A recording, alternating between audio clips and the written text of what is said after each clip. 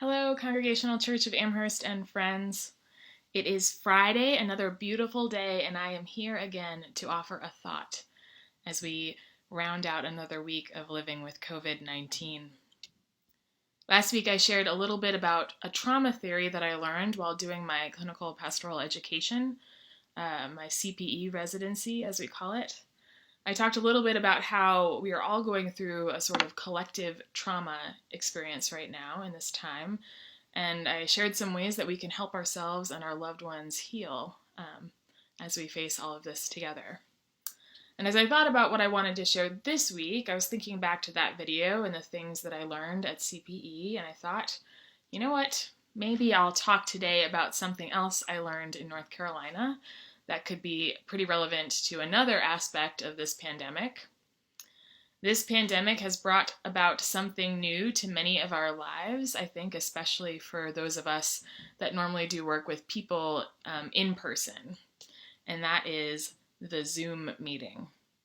Yes, my friends, the Zoom meeting has become a pretty big part of my life these days, as it has for many of us who are typically in in-person meetings all week. Teachers, I am looking at you here. Zoom meetings are pretty different than in-person meetings, as we know. There have been articles circling the web that talk about why these meetings are so much more exhausting than physical gatherings. You can look them up. There was a pretty good one put out by the BBC, and the Harvard Business Review did a nice piece on it too. Zoom fatigue, as we call it, has to do with how we show that we are paying attention in these meetings. The distractions all around that you wouldn't normally find in a conference room or a classroom, and our lack of nonverbal and social cues that we usually rely on to catch up with one another or ask questions or share our thoughts and ideas.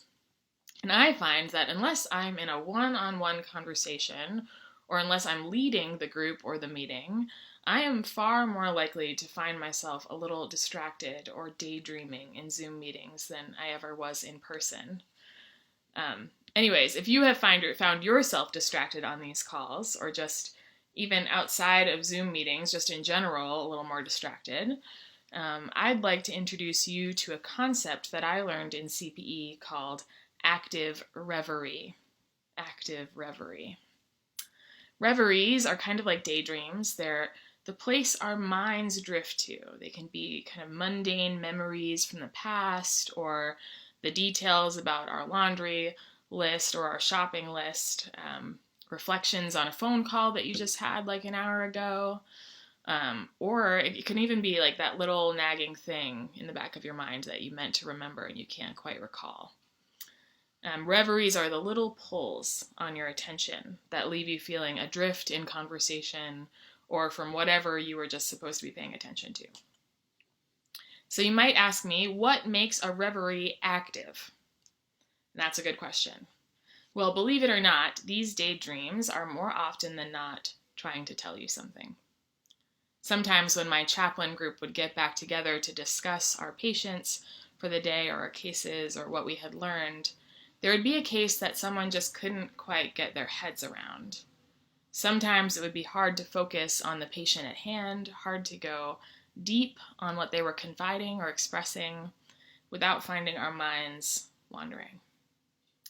And in these cases, our brilliant advisor, Tamari, would ask, what then do you think was below or above the words that you had a hard time paying attention to? What language was your brain reaching for as it tuned out the surface level conversation? Sometimes it turned out it was a feeling. The person was talking so much to cover up anxiety or loneliness.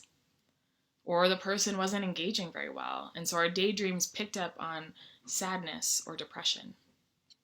Sometimes our distracted brains were telling us we weren't getting quite the whole story, that all of the person's words were attempting to cover up an important detail that we had missed. Sometimes it could be a drug addiction or a really challenging family dynamic that they weren't ready to talk about, or it could even be an outburst that they had earlier that day at a nurse that they were feeling really ashamed of. And so all of these things were kind of going on under the surface, and as our brain took a minute to tune out, that was the time that we could kind of pull pull on what we were feeling underneath. It definitely was, and it is hard not to feel badly about these distractions when they happen. In the moment, it can feel like we're failing to be receptive or compassionate or diligent or even intelligent or proactive. And we tend to chalk them up to fatigue or, self-obsession or inattentiveness.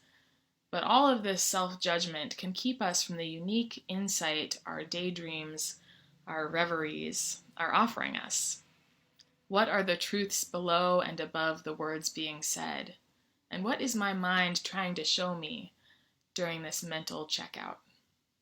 Sometimes it might just be you've had too many Zoom meetings today and you need a break. But it could also be the person on the other end of this call is struggling, or this meeting doesn't have a focus, it's too scattered, or there's something we're missing. So that's what I've got for you today. I hope you all have a great weekend, and we will look forward to seeing you on Sunday morning for 10 a.m. worship on Facebook or on YouTube. I hope you have a very blessed day.